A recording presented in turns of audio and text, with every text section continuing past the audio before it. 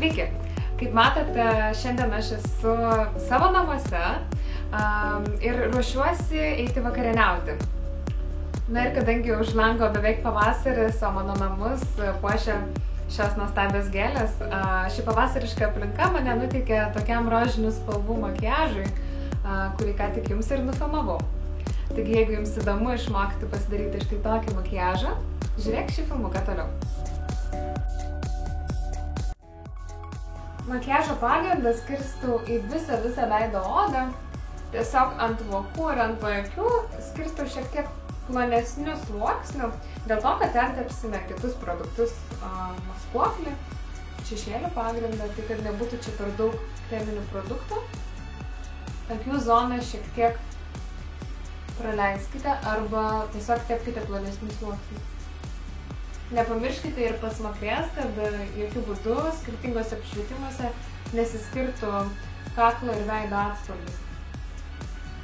Paakiams maskuoti naudosiu Fit Me maskuoklį, kuris yra šiek tiek šviesesnis už mano odos atspalvį. Ir iš tiesų, jeigu man reikėtų pasirinkti produktą į negyvenamą salą ir galėčiau pasiimti tik vieną produktą, tai aš pasimčiau maskuoklį, nes iš tiesų jisai atlieka labai didelį žingsnį, bent jau mano makiažo rutinoje, užmaskuodamas pavargusius paakius, patamsėjusius paakius ir veidas akimirksniu atrodo tiesiog gaivesnis. Produktą skirstau pirštu tapšnojimo judesiukais. Dabar kontūravimo priemonė, kontūravimo pieštuko tamsesnė spalva, sukursiu veide šešėlius, tam, kad tam tikrose vietose veidas atrodytų lieknesnis. Tai visų pirma, išryškinam skruostikulio apatinę dalį. Tuomet kaktos tolimiausius taškus, tai tiesiog brėžiu tokį puslankį.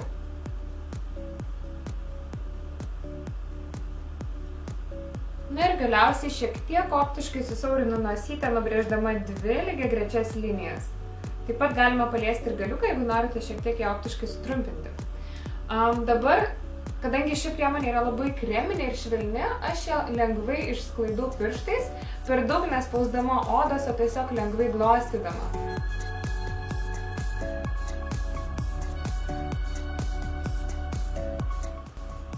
Jeigu jums šiek tiek sunku išsklaidyti kontūravimo priemonę, visuomet galite grįžti prie makiažo pagrindo šepetėlio ir šiek tiek išsklaidyti produktą ant odos, tiesiog darant tokius sukamuosius judesiukus.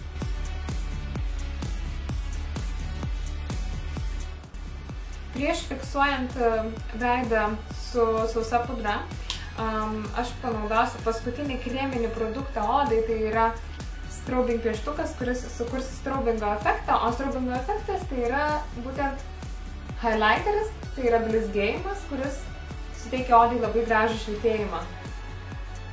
Taigi padengiu šitą produktą ties skruostikulio viršūnę ir šiek tiek sujungiu su antakio išlenkimu ir tapšnojimo judesiukais paskirstau produktą į skruostikulį.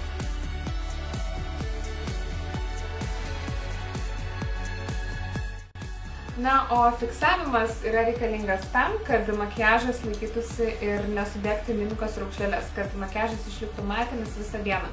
Nors ir oda sausa, tačiau dienai įsibėgėjus gali oda šiek tiek blizgėti T-zonoje, dėl to tam reikalinga kompaktinė arba biri pudra, kurią užfiksuoju ir taip neleidžiu makiažui blizgėti. Tik žinoma praleidžiu tas vietas, kur dengiu highlighterį, tam, kad tos vietos vis dar blizgėtų. Taigi, jeigu jūs fiksuojate paakius ir nenorite priliesti highlighterio vietos, tai šiek tiek suspauskite šepetėlį ir labai atsargiai užfiksuokite paakių zoną tam, kad maskuoklis nesubėgtų į mimikos raukšleles. Jeigu jūs pastebite, kad oda dienai įsibėgėjus neblizga ir viskas su ja yra gerai, galite praleisti šitą žingsnį. Skaistalai. Kam jie yra reikalingi? Kad oda įgautų tokio sveiko gaivumo. Kadangi nuo makiažo pagrindo, nuo maskuoklio mes šiek tiek užmaskavome natūralų odos raudonį, tai dabar jį reikėtų sugrąžinti būtent skaistalų pagalba. Ir aš dažniausiai renkuosi tokius bronzinio atspalvio skaistalus, dėl to, kad man patinka įdegis. Ir tokie skaistalai atrodo mano manimu, natūraliau negu rožinį arba persiko atspalvį. Jūs tiesiog atrodote tada labiau galbūt šiek tiek įdegusi, o ne prisivežusi. Sukamaisiais judesiais skaistalus dengiu ties iškiliausiomis skruostų vietomis.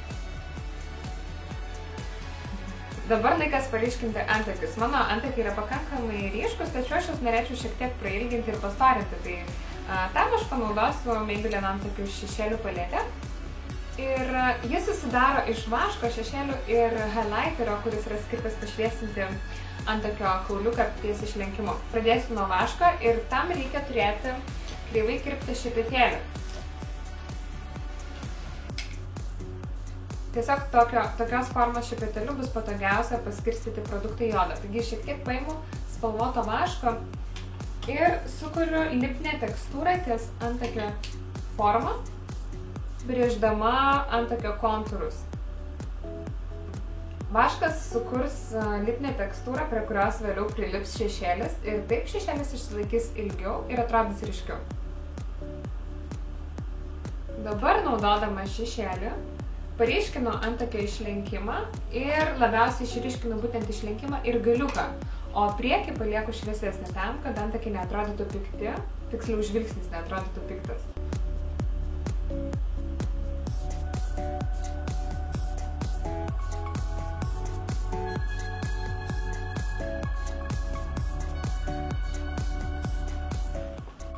Niekada nenaudokite juodų spalvų antakiams paryškinti, dėl to, kad tiesiog tai yra klaida.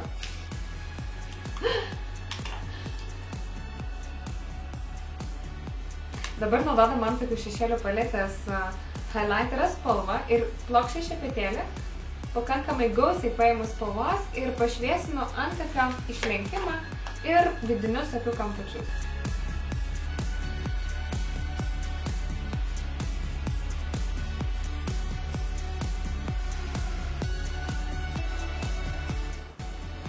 Dabar akis padažysiu Maybelline šešėlių palete, kurią sudaro niudinės natūralios rudos spalvos. Tačiau prieš tai, kad šešėliai nesubėgtų dieną įsibėgėjus į mimikos raukšleles, aš vokus patepsiu šešėlių pagrindu. Tai yra Color Tattoo vandeniui atsparūs šešėliai, kurie, kadangi yra vandeniui atsparūs, jie sulaiko šešėlius nuo subėgimo. Taigi, jeigu jūs turite vandeniui atsparius šešėlius, kurie būtų kreminiai, juos galite panaudoti kaip šešėlių pagrindą. Pasirinkau natūralią spalvą tam, kad nesuteikčiau vokams papildomos spalvos ir kad šešėlių paletės spalvos ant vokų atrodytų ryškesnės. Visuomet, turint didelę šešėlių paletę, reikėtų išsirinkti keletą spalvų. Jų nereikėtų visus susitepti ant vokų. Akivaizdu. Todėl aš ir visuomet stengiuosi išsirinkti bent jau 4 spalvas. Tai tas 4 spalvas turėtų sudaryti šviesiausia spalva, pavyzdžiui, tokia. Tuomet, kaip pagrindinė voko spalva, galėtų būti kreminė spalva, tokia kaip ši. Tuomet tarpinė spalva, kuri suteiktų akims, kuri išdidintų akis, galėtų būti vidutinė tamsumo spalva, pavyzdžiui, tokia. Tiesiog tai turi būti ne per daug tamsi spalva ir ne per daug blizganti spalva. Tam tinka visos matinės rudos spalvos. Ir galiausiai tamsiausia spalva tai galėtų būti juoda arba tamsiai ruda. Taigi pradedu nuo šviesiausios spalvos, tai yra šita blizgi balta spalva, kurią aš dar labiau išryškinu vidinius akių kampučius ir vietą po antakių.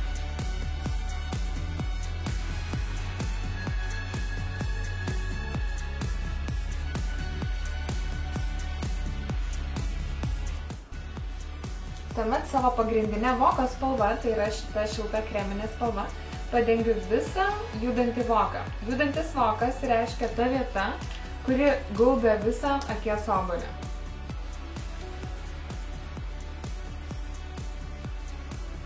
Ši spalva labai daug nesuteikia, tiesiog ji tarsi suvienodina voko spalvą ir išvalo voką, jeigu jūs, pavyzdžiui, turite vis dar matosi kapiliarai, netgi po šešėlių pagrindą.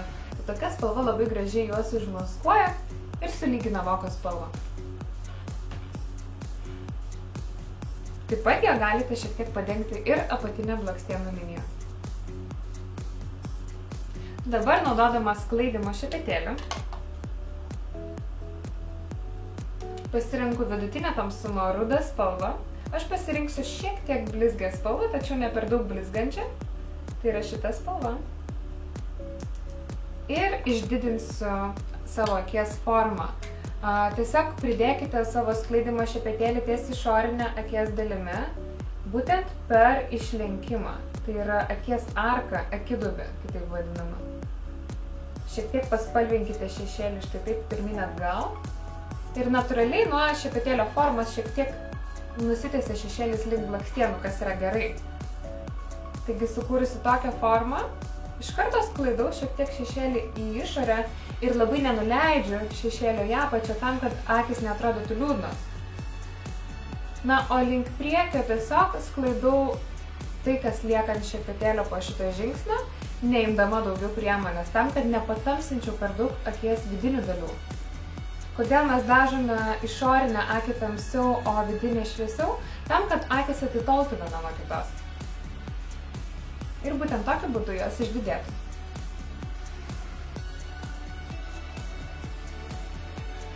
Kad šešėliuose nebūtų jokių griežtų linijų, šešėlius reikia labai gerai išsklaidyti. Taigi nuvalau šešėlio perteklių į vatos gabaliuką ir su švariu šepetėliu sklaidau šešėlį toliau.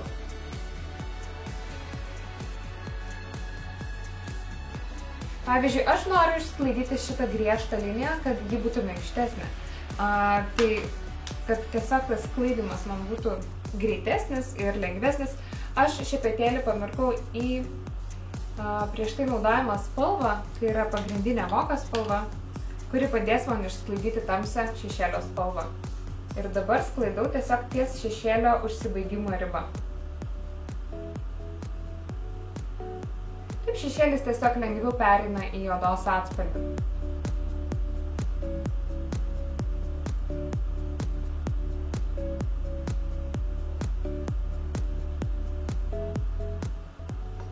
Dabar tą pačią spalvą padengsiu išorinę apatinę blakstienų liniją.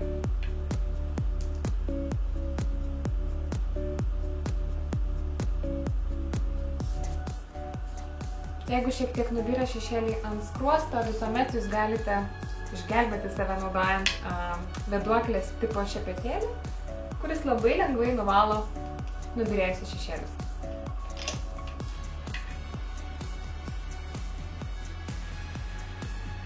Taigi tą patį atkartosiu kitai akiai. Na ir naudojant paskutinę šešėlių spalvą, tai yra ruda, išryškinsiu išorinius akių kampučius. Ryškinant išorinę akių dalį, aš rekomenduoju pasidaryti lankelį nuo blakstienų iki akidubės. Štai taip. Ir tą lankelį šiek tiek pasklaidyti, kad nesimatytų jokių griežtų linijų. Sklaidant šešėlius visuomet turėkite sklaidimo didesnį šepetėlį, kuris padės šešėlį išretušuoti ir padaryti jį minkštesnį. Taip pat tą pačią spalvą paryškinu apatinę liniją, tačiau tiktais patį galiuką.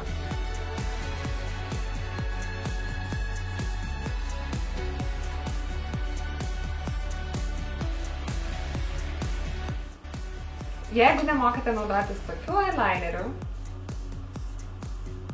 aš jums parodysiu, kaip nusibrėžti panašiai atrodantį liniją, naudojant paprastą akių pieštuką.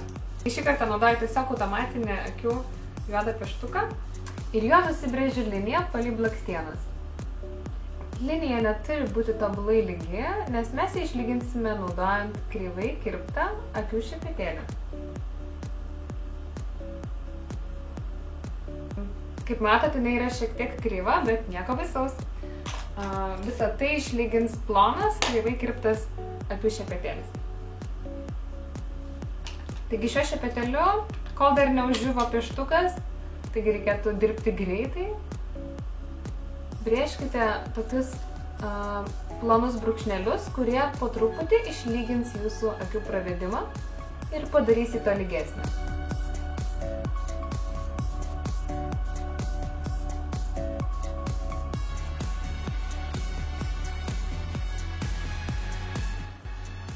Blakstienas geriausiai padažau blakstienų tušu.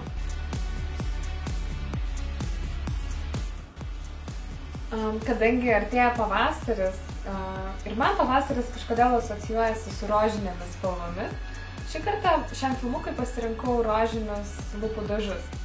Maybelline turi labai ryškius rožinius atspalvius iš Vivid Matte kolekcijos ir net nežinau, kurį man išsirinkti, gal aš netgi sumaišysiu du ir taip išgausiu švelnų ombre efektą. Pabandysiu šios du atspalvius. Tačiau prieš dažant lūpas lūpų dažais visuomet atveskite lūpas pieštuku.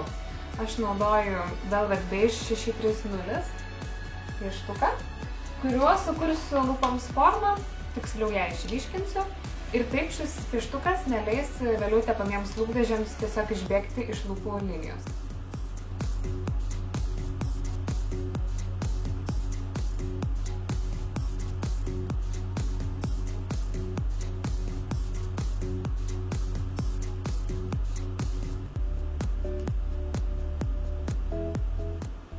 Pradėsiu nuo tamsesnės spalvos, tai yra spalva 40.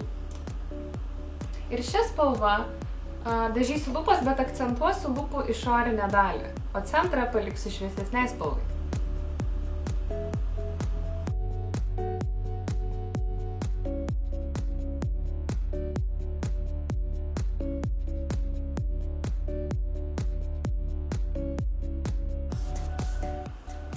Ir su spalva numeris 15 užpildysiu lūpų centrą.